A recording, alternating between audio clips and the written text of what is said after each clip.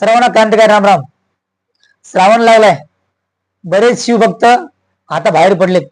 जे 11 महिने कोंबड्या बकरे चरा चरा कापून खाणारे 1 महिना शिवभक्त होणार.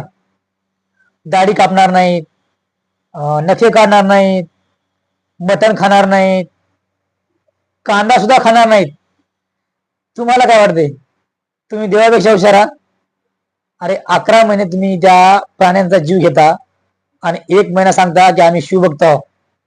अरे तुम्ही पाखंडी शिवभक्त आहात. लक्षात घ्या की शिवाचं दुसरं नाव म्हणजे महादेवाचं दुसरं नाव पशुपतीनाथ आहे. पशुपतीनाथ म्हणजे तो सर्व पशूंचा पालनहर्ता आहे, जन्म देणार आहे. आणि तुम्ही त्यांच्या पिल्लांना कापून खाता वर्षभर आणि 1 महिना म्हणता आम्ही शिवभक्त आहोत. अशाने तुम्हाला शिव प्रसन्न होईल का? तुम्हाला महादेव कळेल का? सत्यम शिवम सुंदरम. सत्य ही शिव है और शिव ही सुंदर है और हम पाखंडी है. थोडा विचार करा या गोष्टीवर आणि स्वतःच अनालिसिस करा.